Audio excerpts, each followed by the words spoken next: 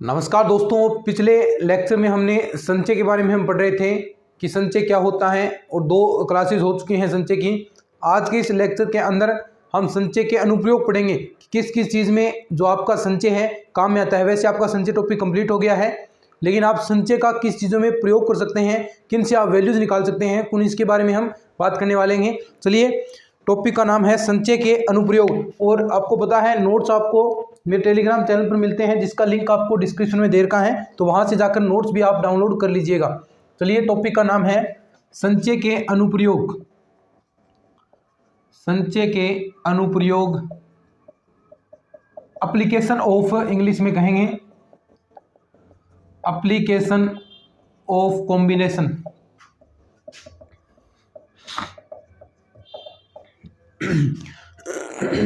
यानी अन्य वस्तुओं में से अगर ऐसा हो कि कम से कम एक वस्तु का चयन, जैसे हम पिछले लेक्चर के अंदर एग्जांपल कर रहे थे कि आपके पास 5 पुरुष थे, 5 महिलाएं थे, 3 महिलाएं थे, उनमें आपको समिति बनानी थी। तो आपने कहा था कि कम से कम एक महिला होनी चाहिए। तो कम से कम यानी वह एक महिला होगी, कम से कम मतलब आगे हम जाएंगे, यानी कम से कम एक तो होगी, उससे अधिक कुछ कितनी भी हो सकती है, एक तो अनिवार्य है। और अधिक से अधिक हो यानी अधिक से अधिक एक है, तो यानी अधिक से अधिक एक है, और नीचे आप 0 पे भी जा सकते हैं। तो ये हमने पढ़ा था। ऐसे ही यानी कम से कम आपसे पूछा जाए कि कम से कम वाली प्रॉपर्टी है, कम से कम एक का चयन करने के तरीके। यानी तो पहला है, देखो हमने पढ़ चुके हैं इस चीज को, थोड़ा सा इसमें संचय के रूप में प्रयोग करते हैं। अन्य वस्तुओं में से एक या अधिक, या लिख सकते हैं कम से कम एक का चयन, कम से कम एक का चयन करने के कुल तरीके।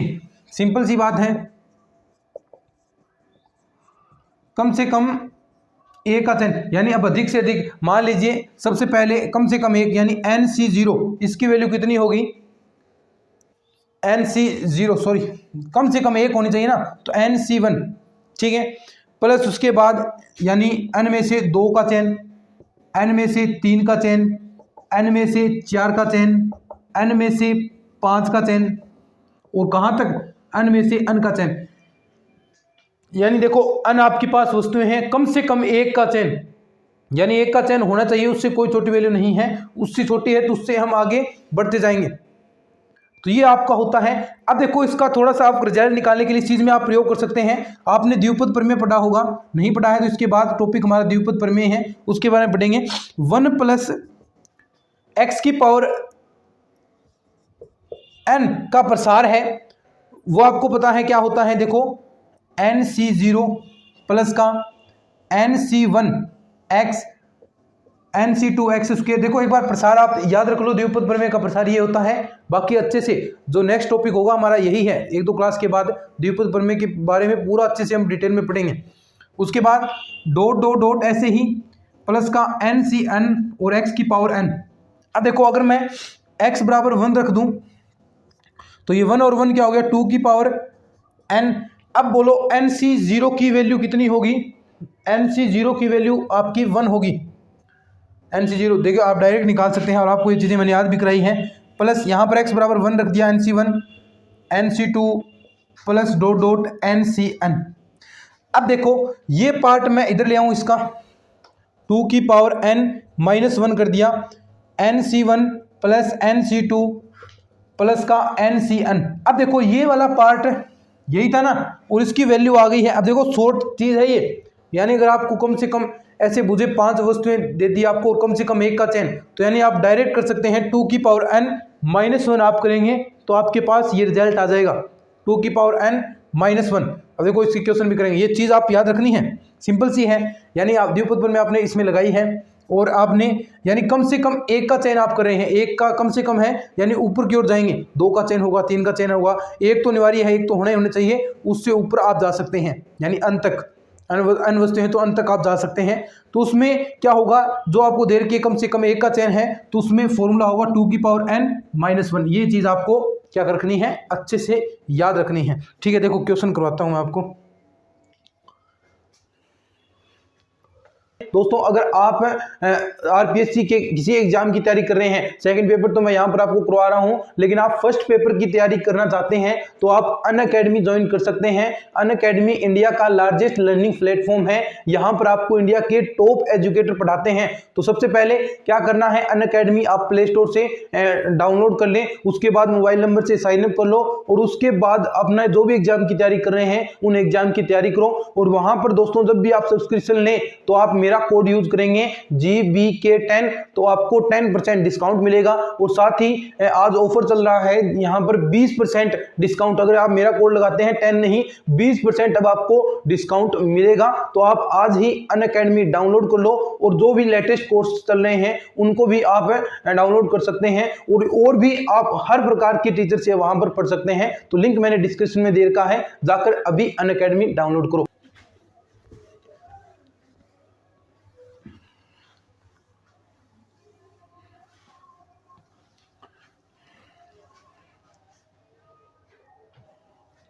क्वेश्चन है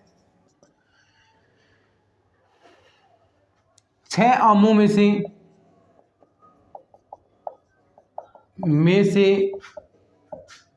कम से कम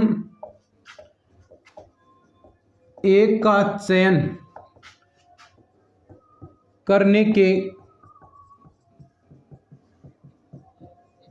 कुल तरीके। 6 आम है और उनमें से कम एक का आप चयन कर रहे हैं, कम से कम एक का चयन कर रहे हैं। तो यानी वही फॉर्मूला मैंने डायरेक्ट आपको फॉर्मूला बता दिया क्या कि 2 की पावर n-1 कम से कम एक का आए तो 2 की पावर n-1 तो 2 की पावर n बराबर क्या है 6 माइनस 1 और 2 की पावर 6 की वैल्यू कितनी होगी 2 की पावर 5 32 यानी 64 और 64 में से एक आप घटाएंगे तो 63 आपके पास आंसर आ गया। समझे बात को। अगर एक क्वेश्चन और देखना, एक व्यक्ति के ऑफिस में 8 काम करने वाले हैं। एक व्यक्ति के ऑफिस में 8 काम करने वाले हैं, तब वह एक या अधिक को अपने घर चाय पर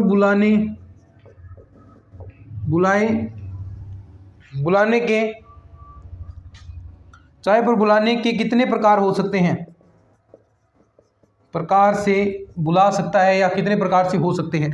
यानी एक व्यक्ति है, उसके ऑफिस में 8 कर्मचारी काम कर रहे हैं और वो प्रत्येक एक या अधिक यानी एक तो मिनिमम होगा ही, एक तो मिनिमम होगा ही या अधिक यानी एक से अधिक वह कितने प्रकार से बुला सकता है। देखो डायरेक्ट आपको मैंने सूत्र बताया, यानी एक या उससे अधिक है तो यानी n की वैल्यू आएगी तो यानी 2 की पावर 8 माइनस 1। अब 2 की पावर 8 की वैल्यू कितनी होती है 256 और माइनस 1 करेंगे तो 255 आपका आंसर आ गया। तो ये तो आपका हो गया पहला अनुप्रयोग। क्या हो गया पहला अनुप्रयोग, जिसमें आप एक या अधिक या कम से कम एक का चयन करें तो उसके कुल तरीके बता सकते हैं कि उसके कितने तरीके होंगे। ठीक है, अब उसके बाद आता है समतल में कोई बिंदु है, उसमें आप कितनी सहरेखा बना सकते हैं, सहरेख हो सकते हैं, कितनी सरल रेखाएं, कितनी त्रिभुज बना सकते हैं, उसमें भी आप इनका प्रयोग कर सकते हैं। अब इसका हम समतल में प्रयोग पढ़ेंगे।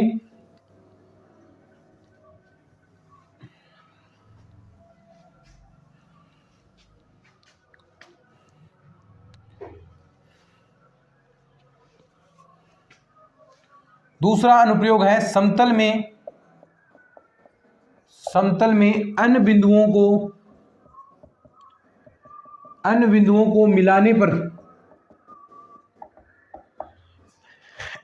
को मिलाने पर सरल रेखाओं की संख्या आपको ज्ञात करनी है। नंबर 1 सरल रेखाओं की संख्या। अब मुझे बताओ सरल रेखा कितने पॉइंट से बनेगी। सरल रेखा आपको पता है, अगर 2 पॉइंट आपके हैं तो वो 2 पॉइंट मिलाओगे तो आपकी एक सहरेख रेखा बनेगी। दो पॉइंट होते हैं, आपको पता है, आपने पढ़ा होगा जब आपने रेखा और कोण वाली पढ़ा होगा, उसमें रेखा और कोण में कि सिर्फ दो बिंदु हैं तो वो हमेशा सरेख होंगे। ये चीज़ आपने पढ़ी है। तो दो बिंदु है तो वो हमेशा सरेख होंगे। अगर अब देखो इसमें टोटल आपको बतानी है कि कितनी सरल रेखाएं बन सकती हैं।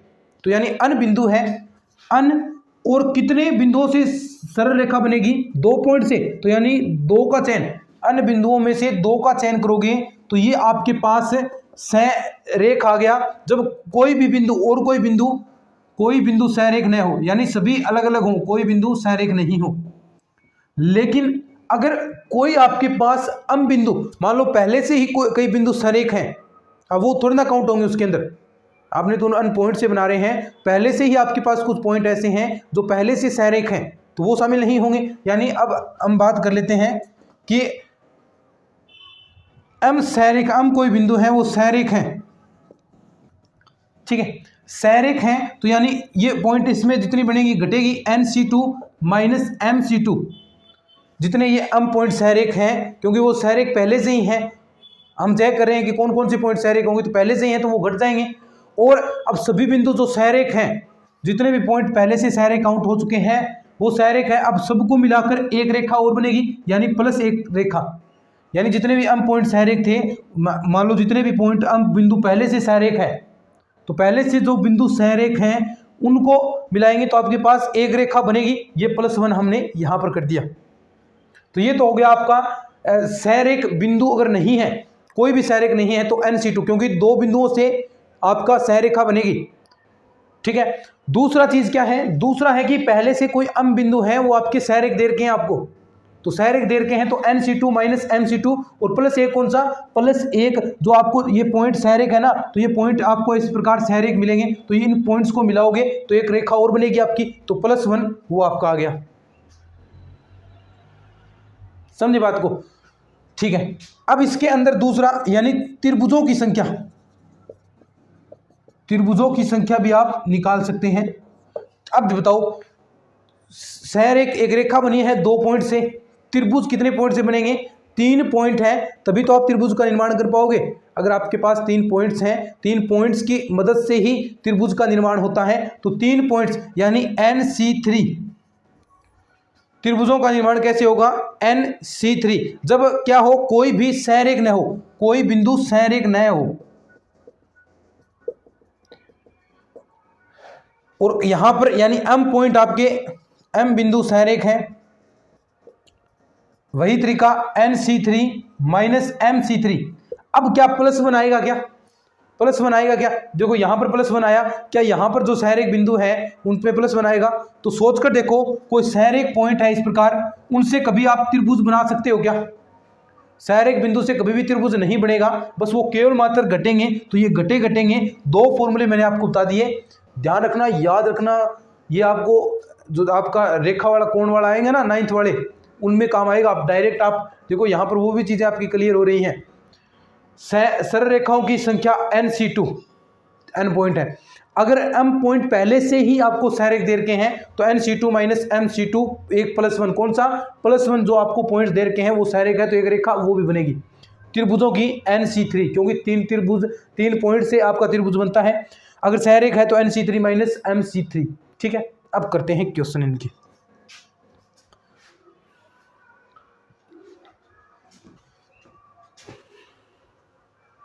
लिखना चाहता है वो लिख लो।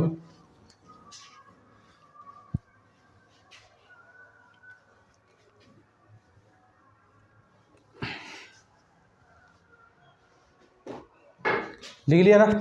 अब देखो क्वेश्चन है कि एक समतल में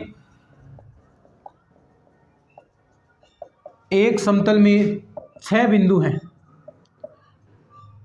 एक समतल में 6 बिंदु हैं तथा कोई भी सरेख नहीं है,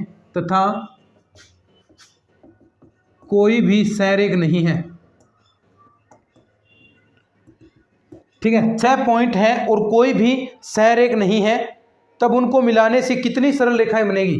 तब उनको मिलाने से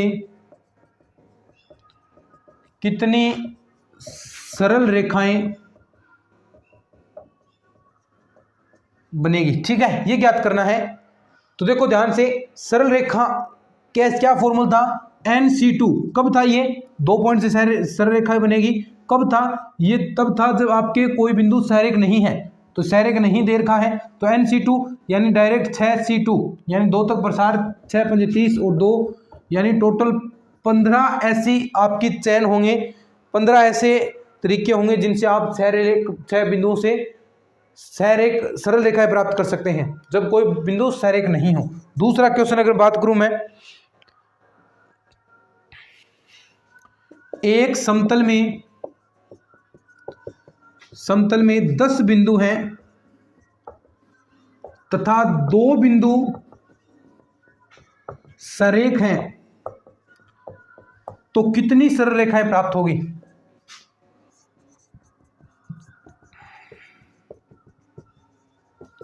सरल रेखाएं प्राप्त होगी,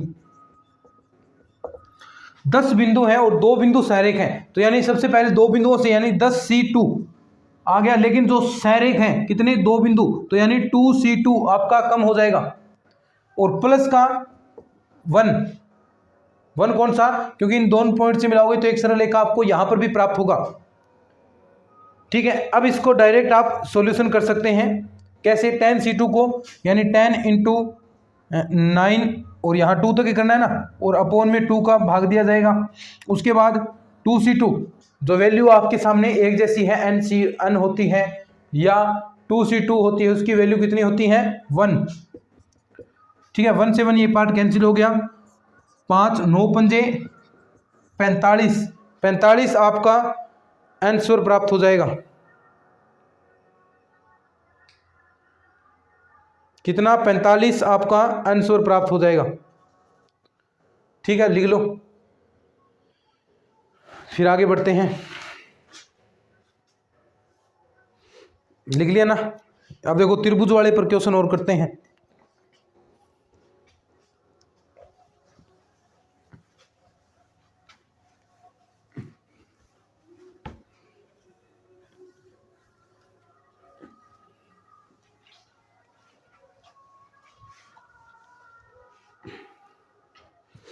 क्वेश्चन देखो,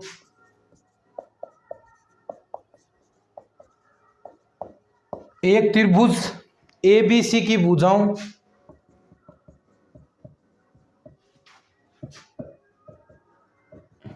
ABC की भुजाओं ABBCCA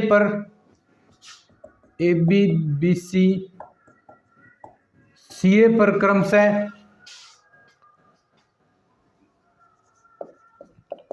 3 4 तथा 5 बिंदु स्थित हैं,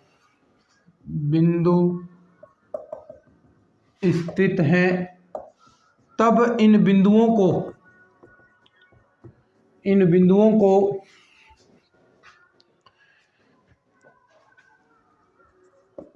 मिलाने से त्रिभुजों की संख्या, ठीक है, पूछा है कि इन बिंदुओं से मिलाने से त्रिभुजों की संख्या आपको कितनी प्राप्त होगी। सीधा सा है, टोटल पॉइंट कितने हो गए, 4 3 7 5 12C3। ये कब था, जब 3 बिंदु अलग थे, लेकिन यहां पर 3 4 5 बिंदु एक ही पॉइंट पर है, AB पॉइंट पर ही है, तो उनसे क्या रेखा कोई आपको त्रिभुज प्राप्त होगा, नहीं होगा। यानी उसमें से आप ये पार्ट घटा दोगे क्योंकि ये सरल रेखाएं हैं, तो 3C3, ठीक है, क्योंकि 3 में से 3 का चयन, और यहां पर आगे प्लस का 4C3 क्योंकि इनसे भी जो चीजें त्रिभुज बनेंगे, प्लस का 5C3। तो यहां से जो रिजल्ट आएगा देख लो, इसमें लगभग घटाओगे तो 205 के करीब आपका आंसर आ जाएगा, क्योंकि इनसे भी तो त्रिभुज बनेंगे और वो रेखाएं क्या है, सरल रेखाएं हैं, तो इनमें से 3 पॉइंट्स का आप चयन करोगे तो आपको ये प्राप्त हो जाएगा। आगे क्वेश्चन है कि 10 शीर्ष बिंदुओं में से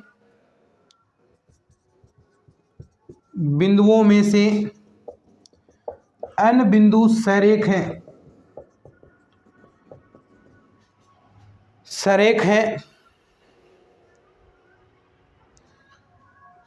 तब 110 त्रिभुज बनाए जा सकते हैं।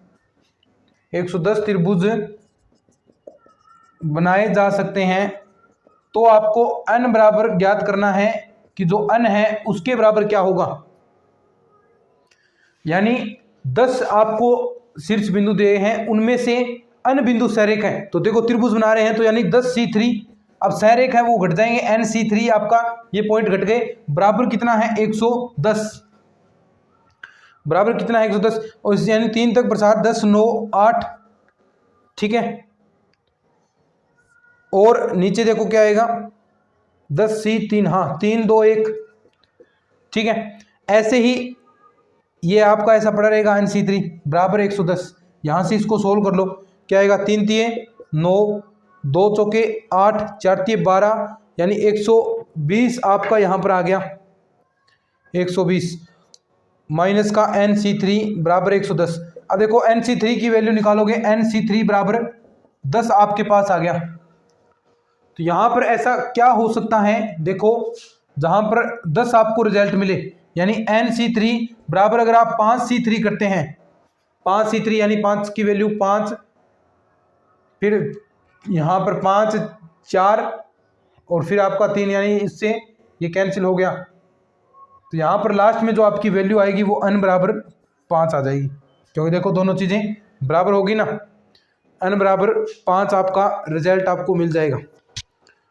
क्योंकि NC3 बराबर NC, देखो कि किसके बराबर हो सकता है ये वैल्यू, जो 10 है वो चीज़ें आपको देखनी है। तो किसके बराबर होगा, देखो 5C3 यानी 5 तक आपको प्रसार करना है, 3 पदों तक, फिर नीचे 3 2 1, तो ये आप काटोगे तो 3 से 3 कैंसिल हो गया, 2 से वहाँ पर करोगे तो 10 आया, तो दोनों बराबर है, तो n बराबर कितना आ गया आपका 5 रिजल्ट आ गया। लिख लो इस क्वेश्चन को।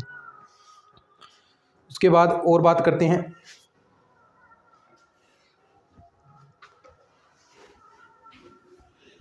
अब देखो समांतर चतुर्भुज का निर्माण भी आप कर सकते हैं इनकी सहायता से। कैसे,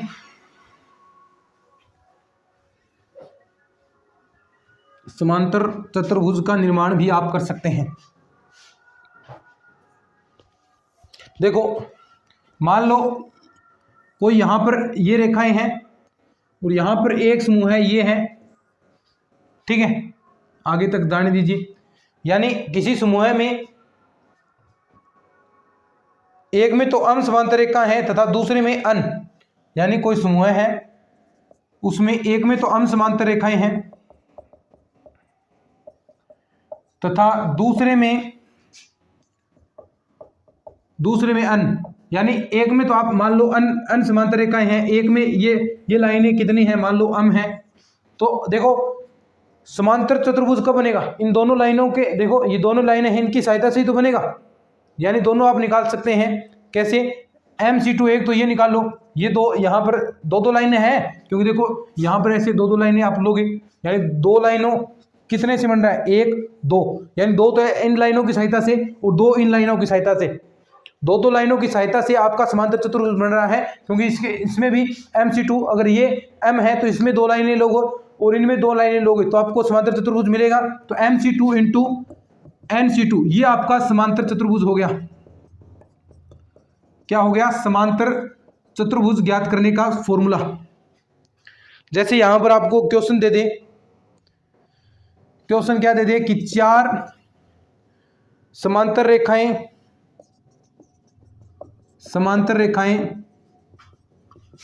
तथा 3 समांतर रेखाओं 4 समांतर रेखाएं 3 समांतर रेखाओं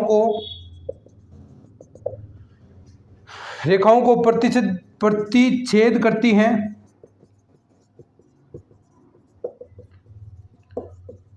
तब इनको मिलाने से बनने वाले चतुर्भुजों की संख्या बताओ, या समांतर चतुर्भुजों की संख्या बताओ, बनने वाले समांतर चतुर्भुजों की संख्या।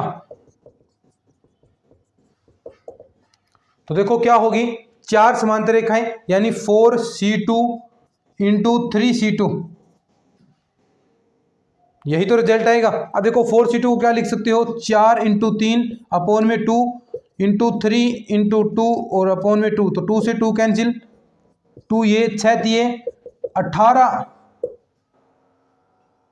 ऐसी रेखाएं होंगी जिनसे आप समांतर चतुर्भुज का निर्माण कर सकते हैं। 18 ऐसी रेखाएं इसके अंदर जिनसे आप समांतर चतुर्भुज का निर्माण कर सकते हो। और क्वेश्चन कह दे आपको, है ना, जितनी इसकी प्रैक्टिस करोगे उतनी ही ये चीजें आएंगी।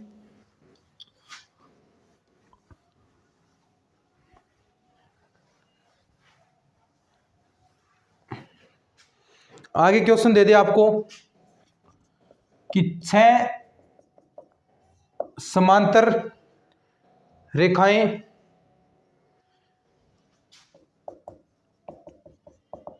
चार समांतर रेखाओं को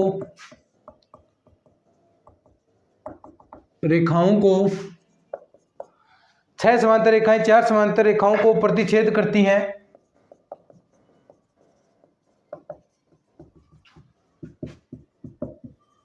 तब इनसे बनने वाले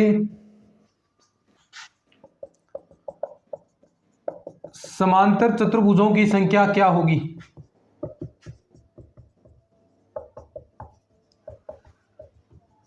ये आपको दे दिया, कहा है कि आपको 6 समांतर रेखाएं और 4 समांतर रेखाएं आपस में प्रतिच्छेद कर रही हैं। अब ये 6 रेखाएं हैं, सेम टू सेम वही तरीका, यानी क्या था, NC2 इंटू MC2 एक ही बात है। तो n की वैल्यू देखो क्या है, 6C2 इंटू में 4C2, ठीक है। अब देखो 6C2 की वैल्यू कितनी होगी, 6 को 2 बार प्रसार 5, नीचे 2 इंटू में 4 3 और नीचे 2, तो 2 से 2 2 4 2 3 6 बच गया और यहाँ 3, तो यानी 15 इंटू 6 आपका आ गया और 15 छिके 90 ऐसी रेखाएं हैं, ऐसी प्रतिच्छेदी रेखाएं हैं जिनसे बढ़ेगा वो आपका समांतर चतुर्भुज का निर्माण होगा। तो ऐसी कितनी रेखाएं हैं, ऐसी 90 ऐसी रेखाएं हैं जिनसे आपका समांतर चतुर्भुज का निर्माण होगा। ठीक है दोस्तों, ये थे आपके एप्लीकेशन। 4-5 और हैं एप्लीकेशन प्रयोग जिनसे आप आपके भाजक निकाल सकते हैं, आप उनका योग, उनका गुण निकाल सकते हैं, उनकी संख्याओं को निकाल सकते हैं, वास्तविक भाजकों की संख्या निकाल सकते हैं। तो ये भी चीज़ें हैं, ये भी हम पढ़ने वाले हैं, लेकिन वो पढ़ेंगे हम नेक्स्ट क्लास के अंदर। अगर ये क्लासेस आपको अच्छी लग रही हैं, क्लासेस को लाइक शेयर जरूर कीजिएगा, चैनल को भी सब्सक्राइब कर लीजिएगा, क्योंकि आपके लिए पूरा सिलेबस हम यूट्यूब पर बिल्कुल फ्री ऑफ कॉस्ट करवाने वाले हैं। एक भी टॉपिक नहीं रहेगा, पूरा सेकंड ग्रेड का कोर्स आपको यहाँ पर मिलेगा। अगर अच्छी लग रही है क्लासेस तो शेयर जरूर कीजिएगा, चैनल को भी सब्सक्राइब कर लेना, क्योंकि इस तरह के कंटेंट आपको मिलेंगे। तो चलिए मिलते हैं। इसके नोट्स आपको टेलीग्राम पर मिल जाएंगे, जिसका लिंक आपको डिस्क्रिप्शन में दे रखा है, वहाँ से जाकर इसके नोट्स भी अच्छे से डाउनलोड कर लीजिए और खुद मेहनत भी कीजिएगा, प्रैक्टिस कीजिए। सारी चीज़ें हम धीरे धीरे करने वाले हैं। चलिए आज के इस वीडियो लेक्चर के अंदर इतना ही, मिलते हैं फिर इस तरह की और नई क्लासेस के साथ। तब तक के लिए धन्यवाद। जय हिंद, जय भारत।